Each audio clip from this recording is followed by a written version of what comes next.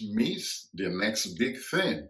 Welcome to Streams. On this edition of Streams, I'll be sharing with you ways to understand and discover the next big thing that could change your world. You see, when Bitcoin was launched, so many people were thinking, oh, this is just one of the sideshows, not knowing Bitcoin is going to be a big thing. Today, a lot of people are kicking themselves in the back, wishing they had bought Bitcoin. And so many other ideas in different industries are going to be like Bitcoin or Facebook or Amazon or Tesla. But do you know how to discover the next big thing? Number one, understand the frustration in society or in community.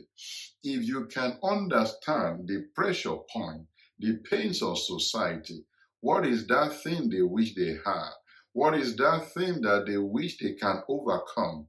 If people, like the case when Facebook caught up with people, was because there was delay in sending emails and there's no way you can get the feedback in real time of people you are trying to communicate with. So Facebook came and solved the connectivity problem. So if you understand a particular pain or frustration in society, and you can figure out either a technology or a service that can bridge that gap, that will be the next big thing for you. That will be the next big thing that you can invest into, or you can create a service around and you can make a huge, interesting revenue from that. Number two, what is the finite resource that is running out? You know, we've been talking about renewables and the depletion of the Amazon. You need to figure out in your own community, in your own country, what is that finite resource that is running out? You know, it was said in the Middle East, there used to be the gold hall and all of the Arabian Peninsula, like Yemen used to be a big economic power, but they ran out of those resources without mitigating measures in order to combat when they run out of those resources. So look at your own environment, your own community, your own country, and look at what is that finite resource that is running out. And you can begin to think, what are the alternatives? What are the options that you might have discovered in other parts of the world? Or what are the other alternatives that can be developed? Look at even the case of technology. In Nigeria recently, they had some issues and they banned Twitter. And for some people who are in the tech business, that's an entry point for them to begin to think of connectivity, technology that can be a local rival, although the banning was crude and primitive, but that could be an entrepreneurial opportunity for some people that might want to create a local rival to Twitter, to Facebook, and grow it like that, like it's done in so many other countries, where there are local rivals to every technology that is imported or from other parts of the world that are operating in their space. So you need to look at what is that finite resource that is running out. Number three is very close to that. What kind of resource or kind of material does my community or environment need to thrive?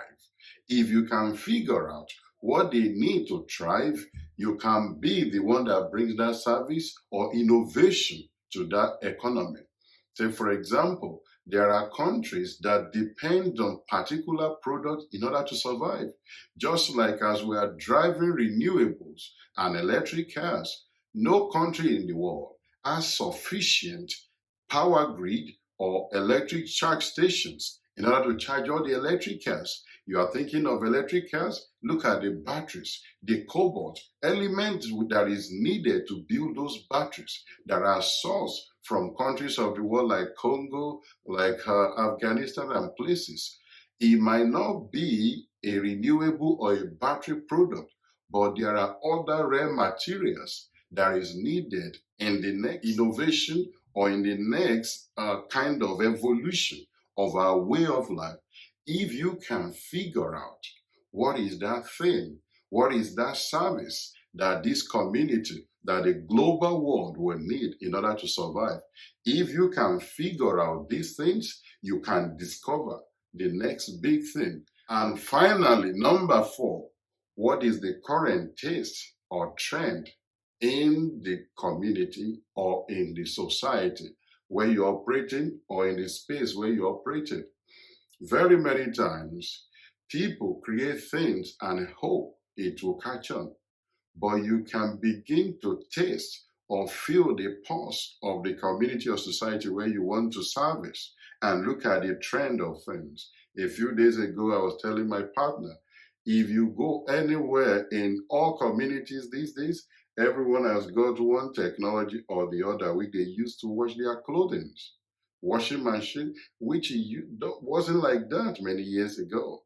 So you need to look at how technology is changing people's lifestyle.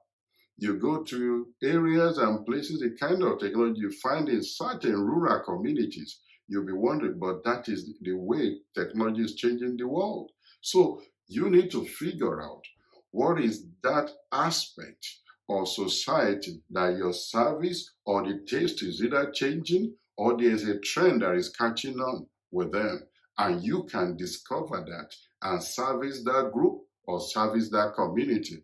That might be your next big thing. So apply these 4 steps and you will catch on the next big thing that may happen in your community or in your sector or in the global economy.